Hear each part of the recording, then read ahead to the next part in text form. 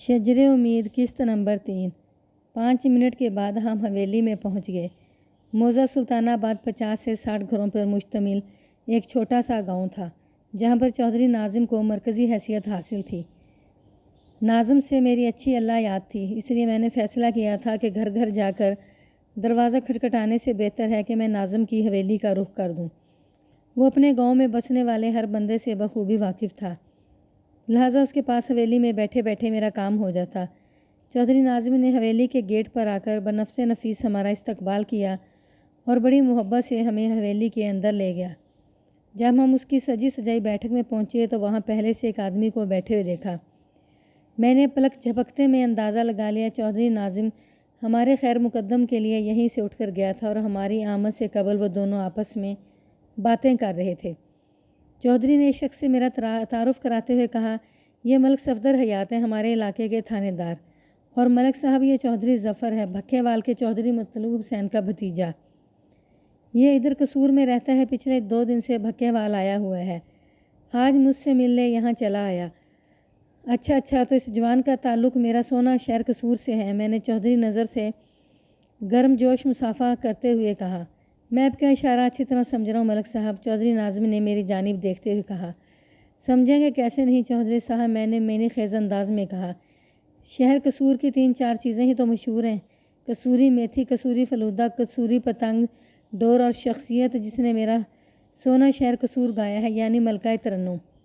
میری اس وضاحت سے چودھری ناظم اور چودھری ظفر نے فراخ دلی سے کہکہا لگایا۔ پھر چودھری ناظم ہماری خاطر مدارت کے لیے اپنے ملازم کو احکام جاری کرنے لگا۔ تھوڑی دیر کے بعد ہم بے تکلفی سے گفتگو میں مصروف ہو گئے۔ چودھری ناظم نے مجھ سے پوچھا، ملک صاحب سب سے پہلے تو یہ بتائیں کہ آج میری یاد کیسے آ گئی؟ مجھے امید ہے کسی سرکاری ہسپتال سے ہی ادھر آنا ہوا ہوگا۔ آپ کی امید خاصی تندرست ہے چودھری صاحب، میں نے اس بات میں گردن ہلاتے ہوئے کہا۔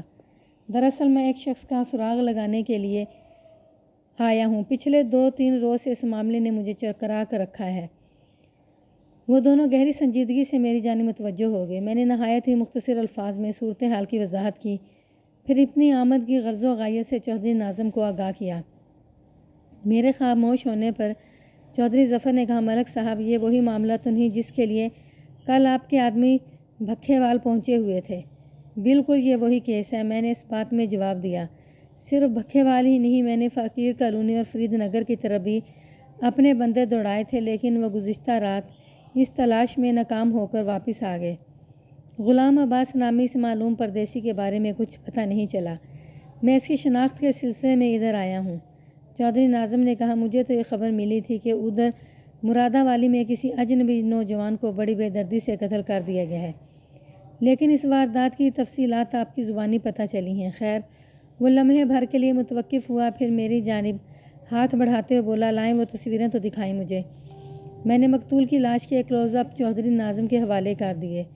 اس نے ہاتھ میں لے کر ان تصویروں کا بغور جائزہ لیا، پھر نفی میں گردن ہلاتے ہوئے بولا، یہ بندہ سلطان آباد کا رہنے والا تو نہیں، میں نے اسے یہاں کبھی نہیں دیکھا۔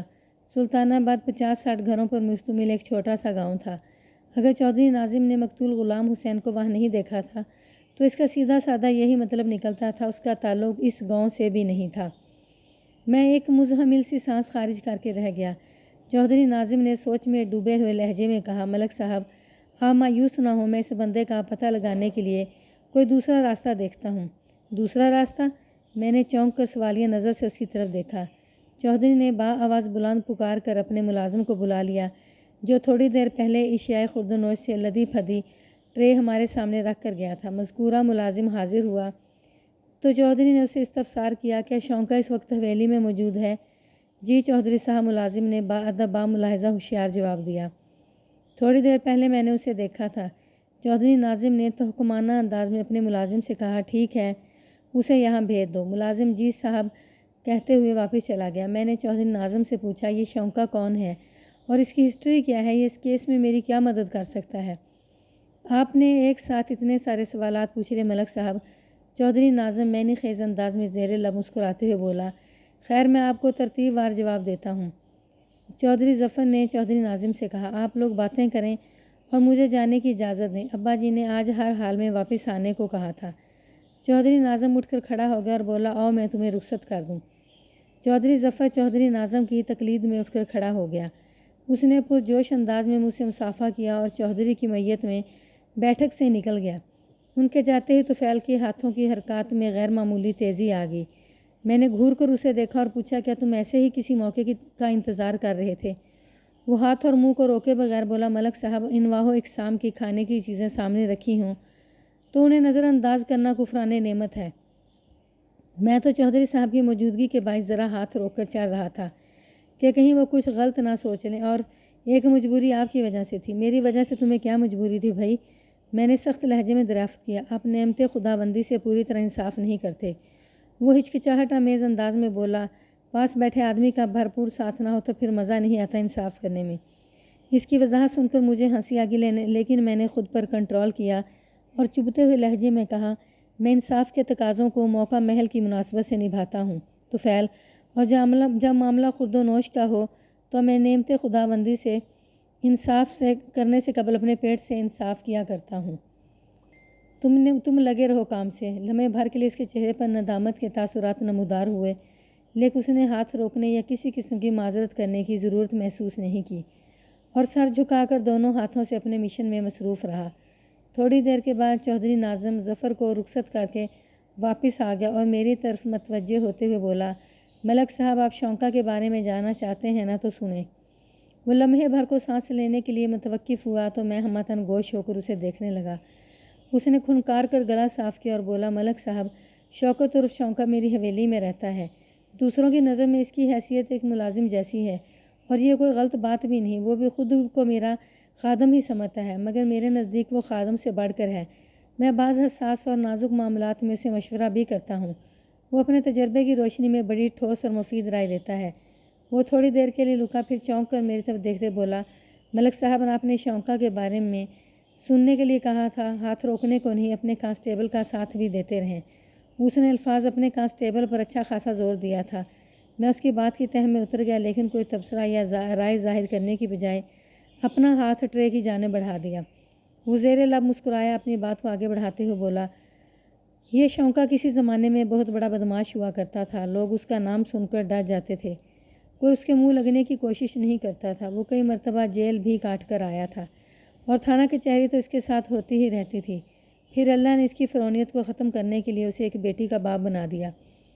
میرا خیال ہے مجھے مزید تفصیلات میں جاننے کی ضرورت نہیں، آپ یقیناً سمجھ گئے ہوں گے اس نوعیت کی کہانیوں کا انجام کیا ہوا کرتا ہے۔ بڑی اچھی طرح سمجھ گیا ہوں، میں نے اس بات میں گردن ہلاتے ہوئے کہا۔ بیٹی اللہ کی رحمت ہے، یہ بڑے بڑے پتھر دل ٹیڑوں کو موم کر دیتی ہے۔ میں نے ایسے غنڈے بھی دیکھے ہیں جو قریب سے گزرنے والوں پر دنستہ تھوک کر جھگڑے کی راہ نکالتے تھے۔ ادھر سامنے والے نے ان کی کمینی حرکت پر کچھ منہ سے نکالا، ادھر انہوں نے اس کی دھلائی شروع کر دی۔ لیکن یہ بھی میرے دیکھنے میں آیا ہے کہ ایسے شیطانوں کا نمونہ عبرت بنانے کے لیے خدا انہیں بیٹی کا باپ بھی بنا دیتا ہے۔ ان کی ساری مستی اور بدماشی ناک کے راستے سے نکل جاتی ہے اور وہ کسی کونے میں مسکین بنے بیٹھے نظر آتے ہیں۔ شونکا کے ساتھ بھی کچھ اسی قسم کے حالات پیش آئے تھے۔ جب وہ آخری مرتبہ جیل گیا تو اس کے پاس کچھ بھی نہیں بچا تھا، نہ بیٹی، نہ اکڑفوں اور نہ ہی غنڈہ گردی کا حوصلہ۔ چودھری ناظم نے سلسلہ کلام کو جاری رکھتے ہوئے کہا شونکا کے بارے میں جب مجھے پتہ چلا کہ اس نے تمام گناہوں سے توبہ کر کے ایک اچھے انسان کی طرح زندگی گزارنے کا فیصلہ کر لیا ہے تو میں نے اپنی کوشش اور اثر و رسوخ کو استعمال کر کے کسی طرح اس کی سزا میں کمی کروائی اور رہائی کے بعد اسے اپنی حویلی میں رکھ لیا۔ کسی زمانے میں وہ اپنی ذہانت اور صلاحیتوں کو منفی انداز میں استعمال کرتا تھا، لیکن اب وہ پوری طرح مثبت ہو چکا ہے۔ میں نے اسے ایک تجربہ کار مشیر پایا ہے۔ چودھری ناظم سانس ہموار کرنے کے لیے متوقف ہوا تو میں نے فوراً پوچھ لیا یہ شونکا کی ہسٹری ہوگی، اب جلدی سے یہ بھی بتا دیں کہ آپ نے اسے یہاں کیوں بلایا ہے؟ وہ غلام عباس مرڈر کیس میں میری کیا مدد کر سکتا ہے؟ میں اسی طرف آ رہا ہوں ملک صاحب، وہ ٹھہرے ہوئے لہجے میں بولا۔ شونکا کی دیگر صلاحیتیں تو رہیں ایک طرف، میری نگاہ میں وہ اس علاقے کی جنتری ہے۔ جنتری، میں نے حیرت بھرے انداز میں دہرایا۔ وہ شاید شونکا کے لیے انسائکلوپیڈیا کے مفہوم کا کوئی لفظ استعمال کرنا چاہتا تھا، لیکن اس نے جنتری کہہ کر کام چلا لیا تھا۔ بہرحال اس کے چہرے کے تاثرات نے مجھے سب کچھ سمجھا دیا تھا۔ ویسے اس معاملے میں جنتری کا ٹائٹل بھی کچھ برا نہیں تھا۔ چودھری ناظم نے وضاحت کرتے ہوئے کہا میرے کہنے کا مطلب یہ ہے کہ جیسے کسی جنتری میں ہر قسم کی معلومات بھری ہوتی ہیں، بالکل ایسے ہی شونکا بھی اس علاقے کے چپے چپے اور یہاں بسنے والے ایک ایک شخص سے اچھی طرح واقف ہے۔ مجھے امید ہے وہ اجنبی مقتول کی تصویروں کو دیکھ کر ضرور اسے پہچان لے گا۔ اوہ، میں نے ایک گہری سانس خارج کی۔ اسی لمحے چودھری کا ملازم شونکا کو لے کر وہاں پہنچ گیا۔ میں شونکا کو دیکھ کر حیران رہ گیا۔ وہ عام سی شکل و صورت کا مالک ایک دبلا پتلا شخص تھا۔ عمر 60 کے قریب رہی ہوگی۔ اس کی ایک آنکھ اور ایک ٹانگ میں عیب تھا اور وہ بیساکھی کے سہارے وہاں پہنچا تھا۔ جوانی میں وہ یقیناً صحت مند اور طاقتور رہا ہوگا، لیکن اب وہ جوانی اور نادانی کہیں نظر نہیں آتی تھی۔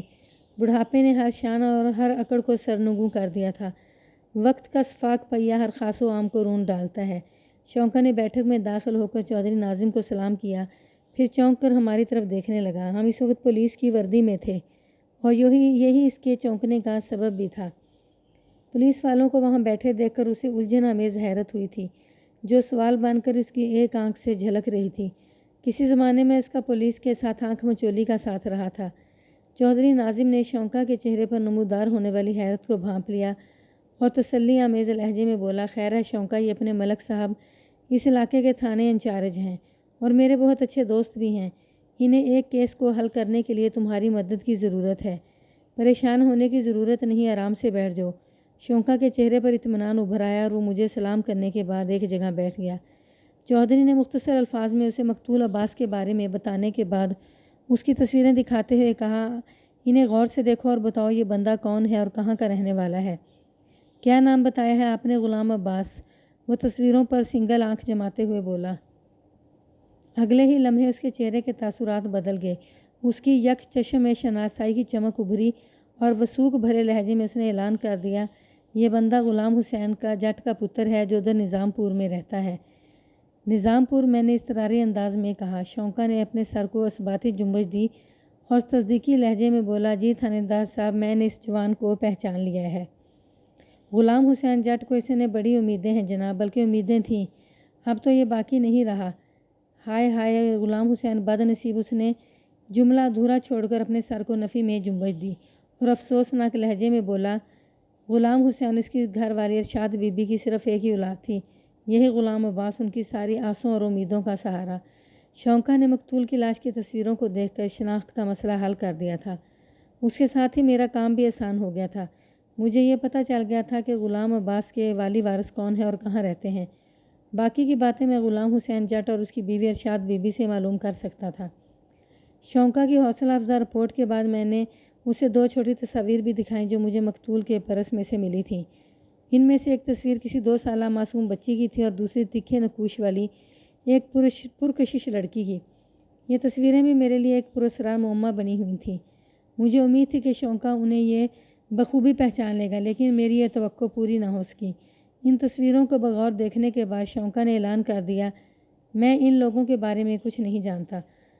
میں ایک جھٹکے سے اٹھ کر کھڑا ہو گیا، شونکا سے وہ تصاویر واپس لے کر اپنی جیب میں رکھیں اور چودھری ناظم کی طرف دیکھتے ہوئے بولا، آپ کے تعاون کا بہت بہت شکریہ چودھری صاحب، اب میں یہاں سے سیدھا نظام پور جاؤں گا۔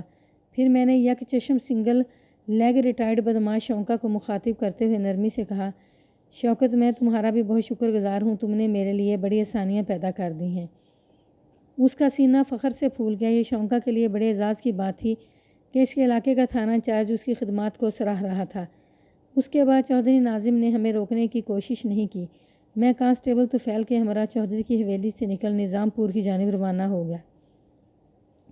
موضع سلطان آباد میرے تھانے کے جنوب میں لگ بھگ 4 میل کے فاصلے پر تھا اور نظام پور سلطان آباد کے جنوب مغرب میں۔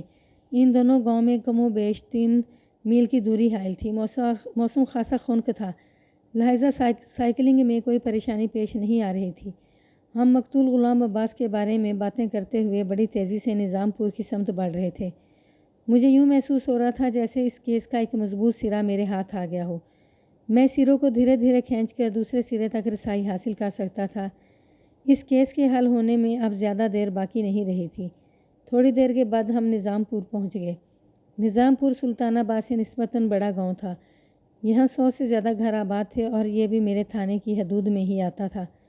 وہاں پہنچ کر ہمیں غلام حسین جٹ تک پہنچنے میں کوئی دقت پیش نہیں آئی۔ اسے ڈھونڈنے کے لیے یہی حوالہ کافی تھا کہ وہ غلام حسین جٹ، جس کا اکلوتا بیٹا غلام عباس جٹ کمانے کے لیے کراچی گیا ہوا ہے، گاؤں میں داخل ہونے سے 5 منٹ بعد ہم غلام حسین کی دکان پر کھڑے تھے۔ وہ موزہ نظام پور میں دودھ دہی وغیرہ کی دکان چلاتا تھا۔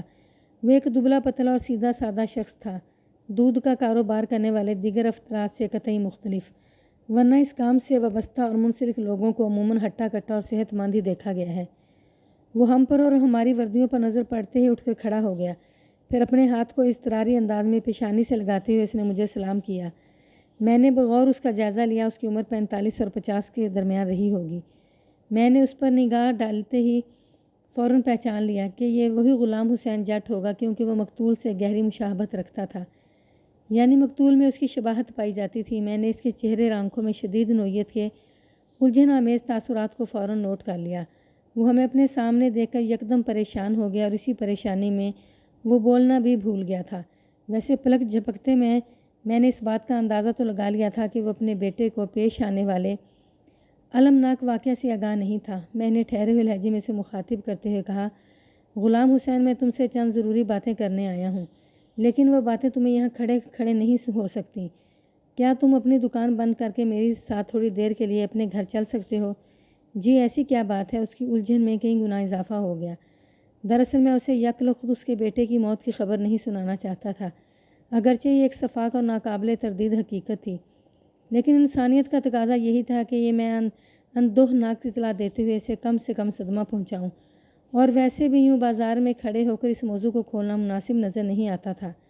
اگر یہاں بتانے والی بات ہوتی تو پھر مجھے یہ کہنے کی ضرورت ہی کیا تھی کہ دکان بند کر کے گھر چلو۔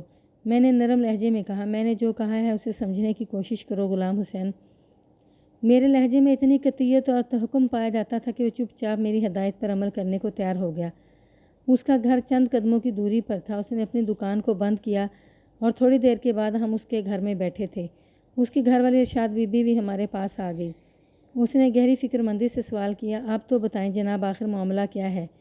میں نے ٹھہرے ہوئے انداز میں کہا، میں تم سے تمہارے بیٹے غلام عباس کے بارے میں بات کرنے آیا ہوں، وہ جو کراچی کے ایک ہوٹل میں کام کرتا ہے۔ کیا ہوا میرے باس کو؟ ارشاد بی بی بے ساختہ سینے پر ہاتھ رکھتے ہوئے مستفسر ہوئی۔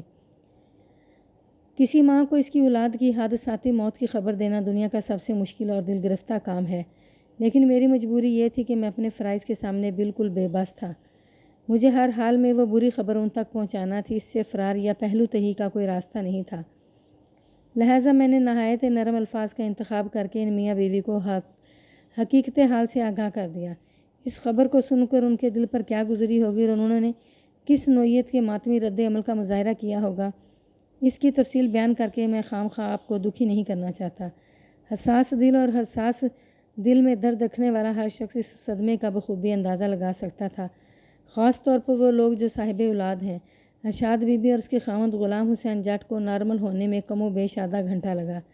جب وہ میرے کسی سوال کا جواب دینے کے قابل ہوئے تو انہوں نے مجھے مقتول کے بارے میں جو کچھ بتایا اس کا خلاصہ یوں تھا۔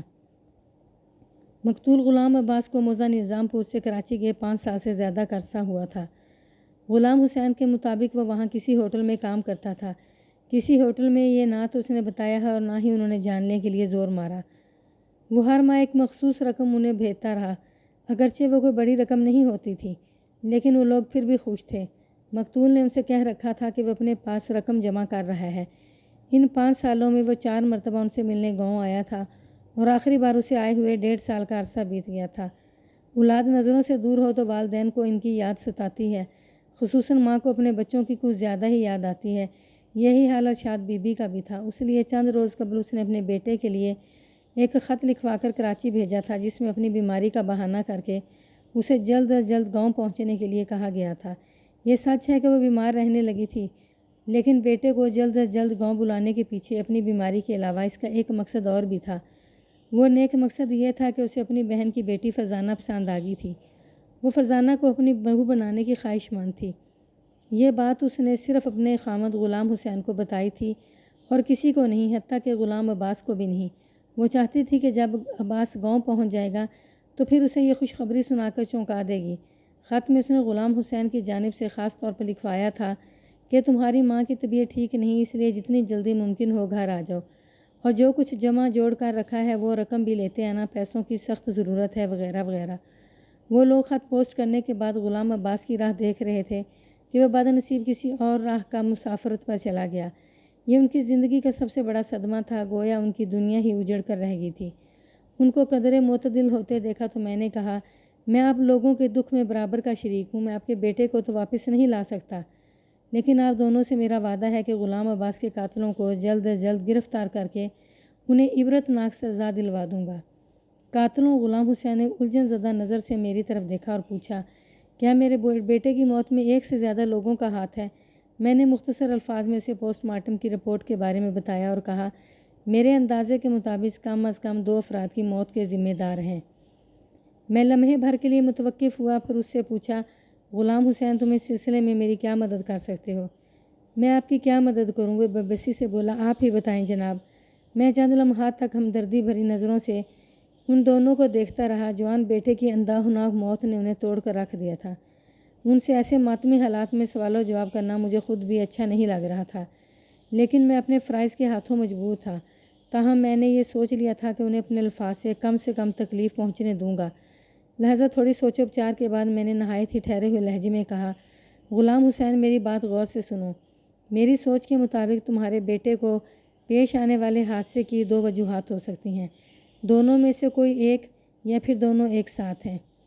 کون سی 2 وجوہات ہیں جناب؟ وہ میری بات مکمل ہونے سے پہلے ہی بول پڑا۔ میں نے اسبات میں گردن ہلاتے ہوئے کہا، میں وہی بتانے والا ہوں، تم پوری توجہ سے صبر کے ساتھ میری بات سنتے جاؤ۔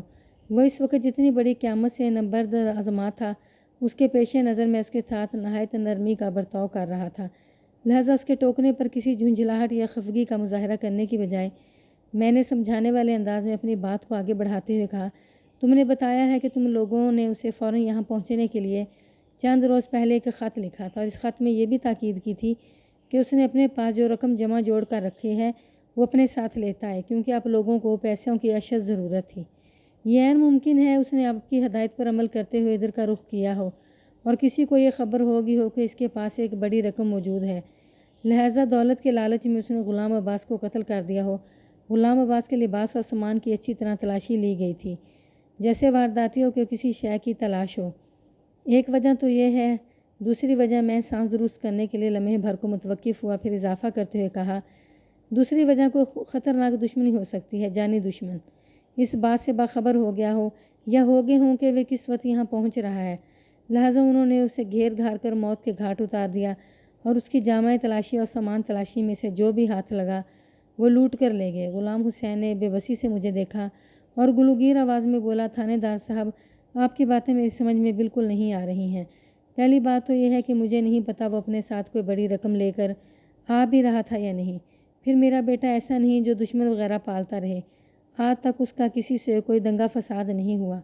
اس کا ایسا کون دشمن ہو سکتا ہے جو اتنی بے دردی سے اسے موت کے گھاٹ اتار دے؟ نہیں جناب، وہ بڑی شدت سے نفی میں گردن جھٹکتے ہوئے بولا، میں مان نہیں سکتا یہ کسی دشمنی کا نتیجہ ہو۔ میں نے تو زندگی میں اسے کسی سے تو میں کرتے ہوئے بھی نہیں دیکھا۔ میں نے غلام حسین کی ذہنی اور قلبی کیفیت کو ذہن میں رکھتے ہوئے کہا، میں یہ نہیں کہتا کہ تم غلط بیانی کر رہے ہو، یقیناً غلام عباس بہت ہی امن پسند اور صلح جو رہا ہوگا، لیکن پچھلے 5 سال سے وہ کراچی میں رہ رہا ہے، تمہاری نظر سے دور۔ ممکن ہے وہاں کسی سے اس کی دشمنی چل نکلی ہو اور دشمن موقع کی طاق میں لگ گیا ہو، پھر جیسے ہی اسے موقع ملا اس نے دشمنی نکال لی۔